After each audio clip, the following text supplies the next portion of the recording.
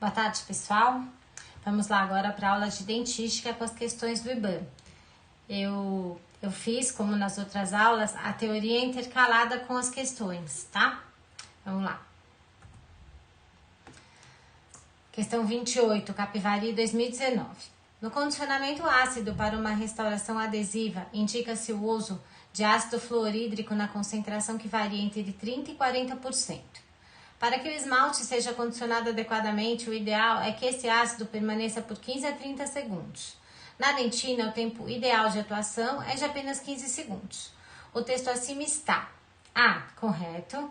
B. Incorreto, já que o tempo de condicionamento no esmalte deve ser de no mínimo 40 segundos. C. Incorreto, já que o ácido empregado deve ser o fosfórico e não o fluorídrico. E D. Incorreto, já que o condicionamento da dentina deve ser de pelo menos 30 segundos. Tá? Vocês já devem saber a resposta, mas aqui vamos falar um pouquinho do condicionamento ácido, de adesivo, né? Vamos lá. Bonocor, em 1955, tá? Iniciou aqui o condicionamento ácido do esmalte. Apareceram os adesivos de primeira e segunda gerações, produzidos apenas para o esmalte, inicialmente. O primer era aplicado na dentina, o bond em dentina e esmalte. Depois vieram os adesivos de terceira geração, tá? Ataque ácido em esmalte e dentina, aplicação de primer e bond. Em 1978, o condicionamento ácido total, a wet ou total wet, remoção integral de Smearley, formação da camada híbrida. Depois a gente teve os adesivos de quarta geração, condicionamento com ácido fosfórico a 37%. E ele é representado como o de 3 frascos e o de frasco único também. Aí os adesivos de quinta geração, os autocondicionantes, chamados também de self-etch, de 2 passos, que são primers autocondicionantes que devem ser aplicados separadamente. Também há os autocondicionantes de passo único, tá? All-in-one, também com 2 frascos que devem ser misturados e depois aplicados no passo único na cavidade, tá? Nesse caso, o condicionamento ácido é só em esmalte. Falar um pouquinho de condicionamento ácido, ó. É o ácido fosfórico entre 30% e 40%, esmalte 15 a 30 segundos e dentina 15 segundos. Vocês iniciam pelo esmalte. Lava por 15 a 30 segundos. E a utilização de ar somente em esmalte. Na dentina, tá contraindicado porque vai colapsar, tá? As fibras colágenas. Então, vai prejudicar o condicionamento. Você vai estender o condicionamento além 2 milímetros das margens da cavidade. Tá? Aqui um exemplo. E depois, quando a gente aplica o primer, o adesivo, a gente vai ter a formação da camada híbrida, tá? Dentre as técnicas de condicionamento, a gente tem o condicionamento ácido total, que é a aplicação simultânea de ácido no esmalte e na dentina. Principais funções, ele vai aumentar o molhamento e a energia livre da superfície, tá? No esmalte são criadas micro-retenções, aumentando a área de contato. E na dentina a gente tem a remoção da lâmina dentinária, a dissolução mineral superficial e a exposição das fibras colágenas, né? Aumentando a embocadura dos túbulos e o afloramento de fluido dentinário. A gente vai secar com algodão ou papel absorvente, tá? Não pode, é o que a gente falou no slide anterior, não pode secar com ar, para não colapsar a rede colágena. Dentina condicionada, úmida e com teor orgânico, tá? A gente vai ter uma baixa energia de superfície. Aqui, ó.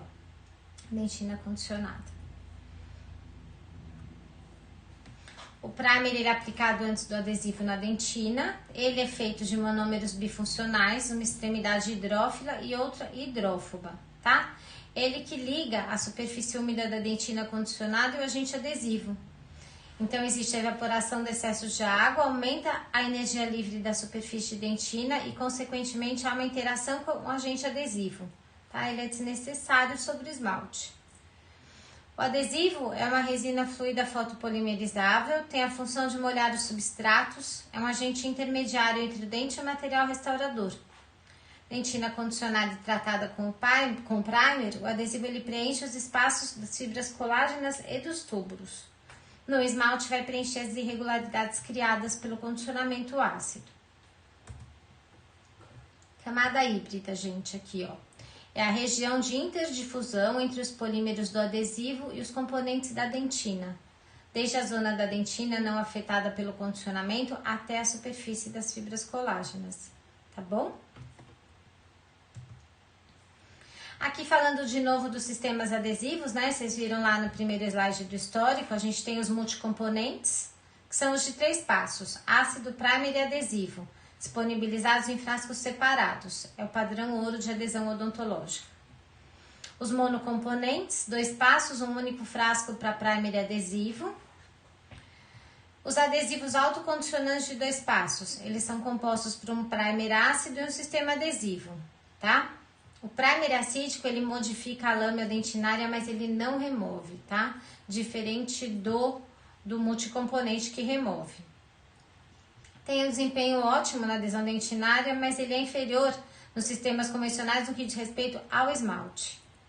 A gente tem os autocondicionantes de passo único, ácido, primer e adesivo aplicados simultaneamente, frasco único ou 2 frascos. Eles também modificam a lama dentinária, incorporando a camada híbrida.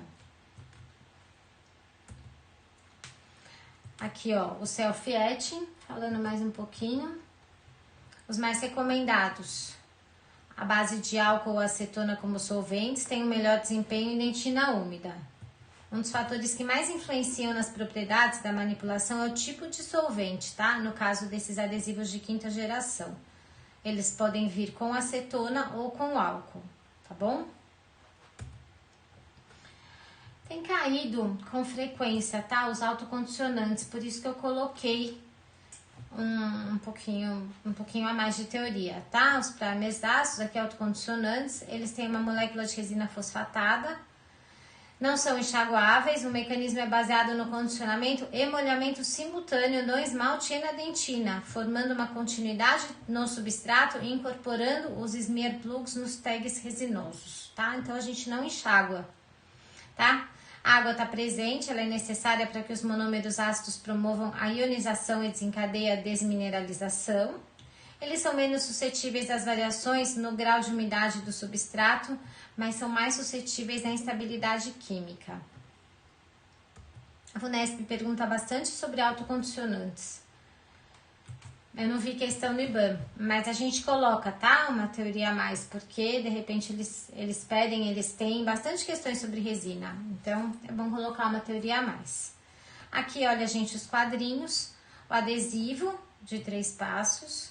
Aqui, ó, de 2 passos. Aqui o multicomponente e o monocomponente. Só para ilustrar o que a gente falou nos slides anteriores. O adesivo de 2 passos aqui e o de 1 passo. Tá bom? Autocondicionante. Aqui, gente, tá falando do pH dos adesivos, tá? Os adesivos, eles podem ser classificados de acordo com o pH, né? Então, olha, um dos principais motivos para inconsistência e instabilidade da adesão do esmalte é a acidez dos adesivos autocondicionantes. Então, quando o pH for menor ou igual a 1, ele é classificado como forte. Quando tiver entre 1 e 2, moderadamente forte. Suave, aproximadamente 2 e ultra suave, maior que 2,5. Os adesivos de pH inicial forte promoveram menor resistência de união e pior adaptação marginal da restauração quando comparados aos adesivos menos ácidos, né? Esses são os rodapés de livros que às vezes a gente acha em questão, né? São as questões difíceis que precisa acertar um pouco também, porque questão fácil todo mundo acerta. Eu falei isso numa outra aula. Isso eu pus na aula porque eu vi numa questão de uma outra banca. Aqui o quadrinho de novo. Esses quadrinhos facilitam a memorização, tá bom? Tem que saber, gente, tá? Sistema de adesão das resinas. Aqui, olha, foi o que a gente já falou, mas inclui aqui o tempo, tá? Do condicionamento de esmalte e dentina. O que seria a nanoinfiltração, tá? Ele é um fator importante, tá? No selamento da interface pelo material adesivo. E ela tem origem na deficiente infiltração de resina ou na extração dos monômeros polimerizados. Você vai ter um problema de infiltração na camada híbrida e na camada adesiva, tá bom? A gente vai ter um selamento incompleto, tá? E exposição das fibras de colágeno a curto prazo, que são sucessivamente atacadas por enzimas, como as metaloproteinases detectadas principalmente. Aqui é o que ocorre ali, né, na estrutura química quando tem infiltração, tá bom? Eu já vi questão com definição de nanoinfiltração. Aqui, olha, a gente sabia a resposta, mas precisava passar pela teoria. É incorreto, já que o ácido empregado deve ser o fosfórico e não fluorídrico. As demais estão erradas, né? O tempo aqui não é de 40 segundos, aqui também está errado, e aqui não é correto. Então, letra C é o nosso gabarito.